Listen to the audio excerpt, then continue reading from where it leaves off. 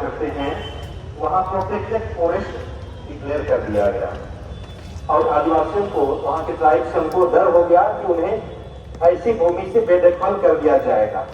इसके अलावा कुछ चर्चों के अनाधिकृत विध्वंस या अनऑथोराइज डिमोलिशन भी किया गया।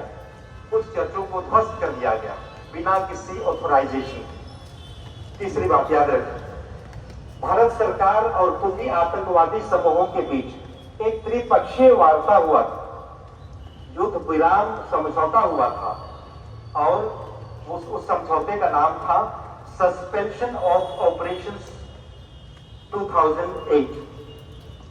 सस्पेंशन ऑफ ऑपरेशंस 2008, और जिससे जो भी समझौते के वहां शर्तें थी, टर्म्स एंड कंडीशंस थे, उनको सरकार ने, राज्य सरकार ने मानने से इनकार कर दिया या उनको रिवोक करने का प्रयास किया गया।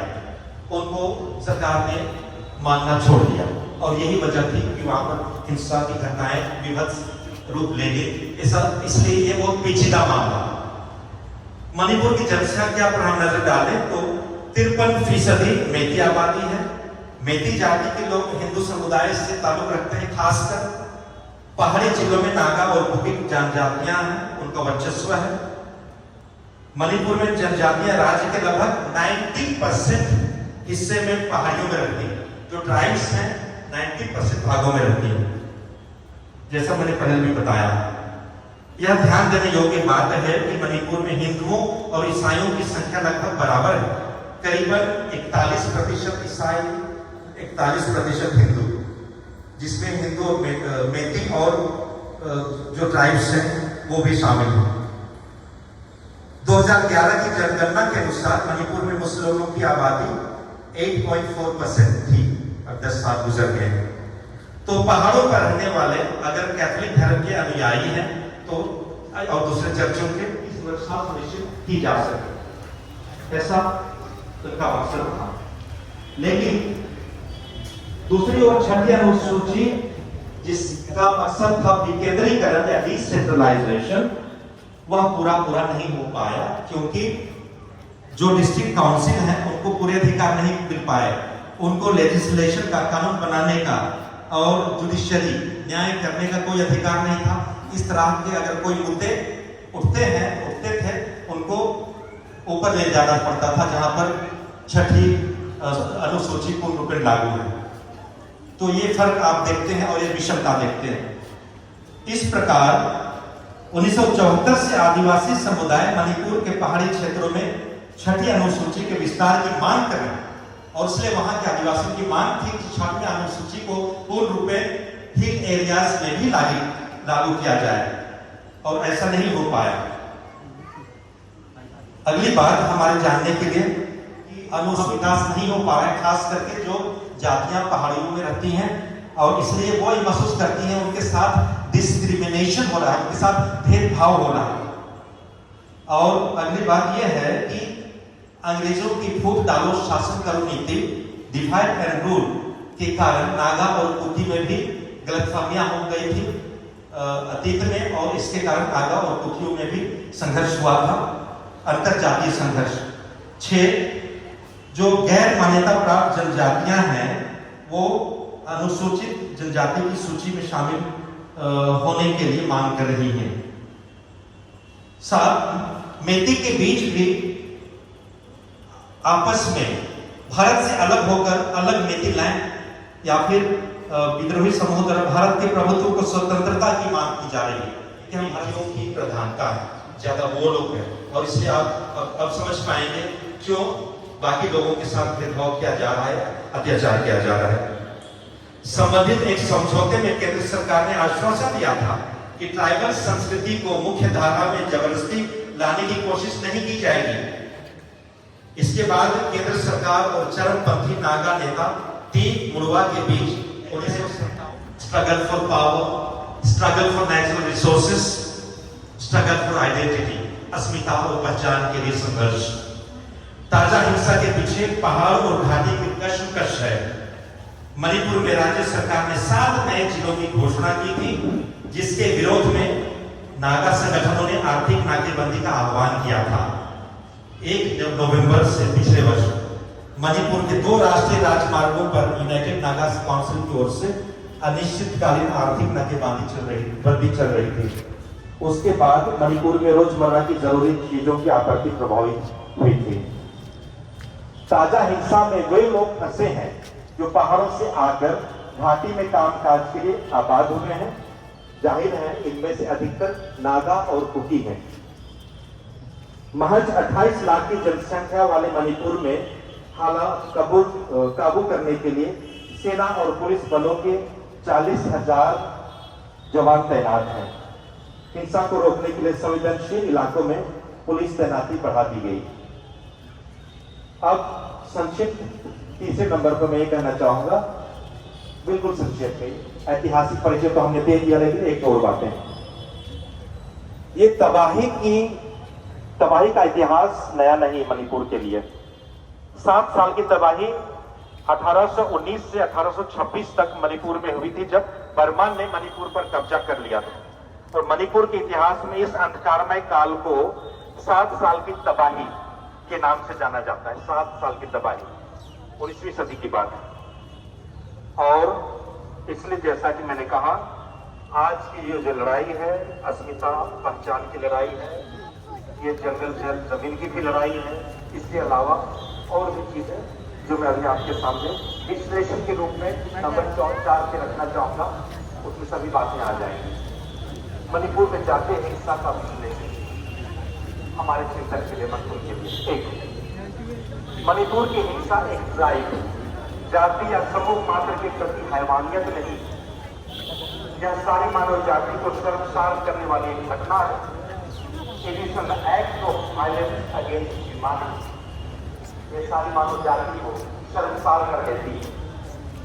तो मणिपुर की हिंसा महिलाओं के विरुद्ध अक्षम्य अपराध और महिलाओं के विरुद्ध ये घटनाएं तब हो रही हैं जब हम देश में बेटी बचाओ बेटी पढ़ाओ का नारा ले रहे हैं।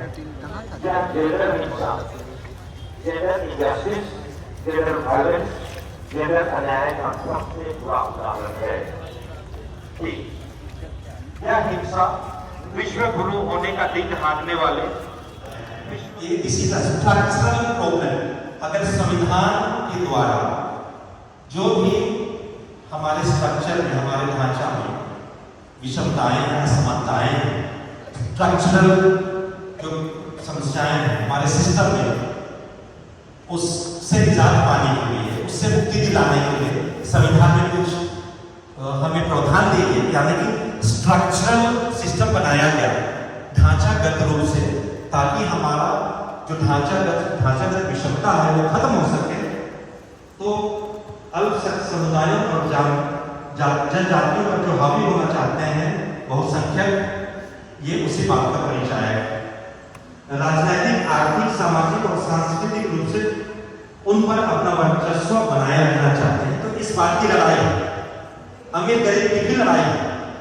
साथ मणिपुर की हिंसा ट्राइबल डेवलपमेंट या जनजातीय विकास की सोच पर एक गंभीर मुद्दा है। हकीकत में जैसा कि मैंने पहले भी कहा, यह जल, जंगल, जमीन की भी लड़ाई है। और आज अंत में मणिपुर की हिंसा एक बृहद षड्यंत्र का अंत है, जहां ध्रुवीकरण के जरिए, ध्रुवीकरण के लिए एक अंग्रेजी शब्द का इस्तेमाल किया जाता है, पोलराइजेशन, ध्रुवीकरण के जरिए राजनीतिक सत्ता या राजनीतिक फायदा प्राप्त किया जा सके और जनजातियों के संसाधनों पर कब्जा किया जा सके। मैं एकदम बोल रहा हूं, आप क्या बस समझ लें।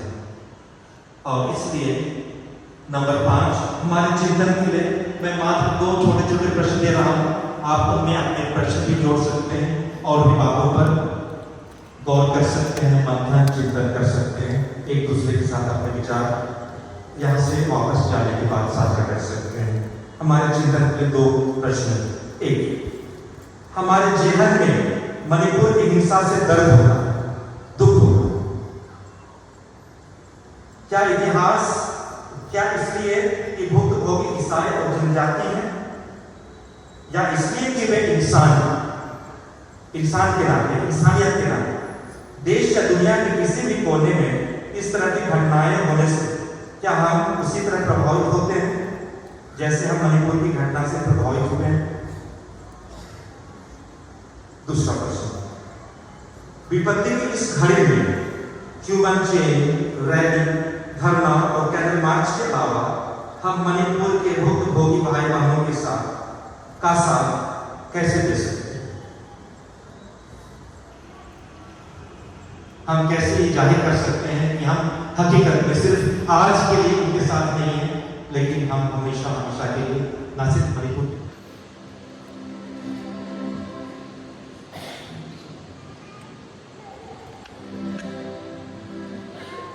इन सभी बातों को संदर्भ में रखते हुए चलिए हम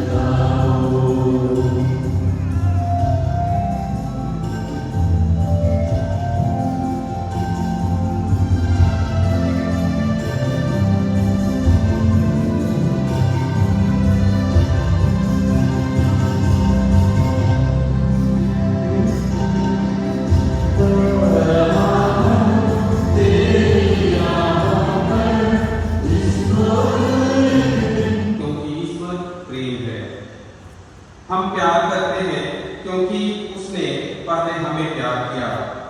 यदि कोई यह कहता है कि मैं ईश्वर को प्यार करता हूँ और वह अपने भाई से बैर करता है, तो वह झूठा है।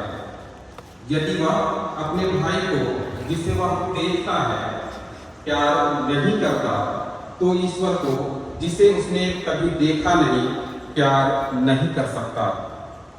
इसलिए हमें मसीह से यह आदेश मिला है कि जो ईश्वर को प्यार करता है उसे अपने भाई को भी प्यार करना चाहिए।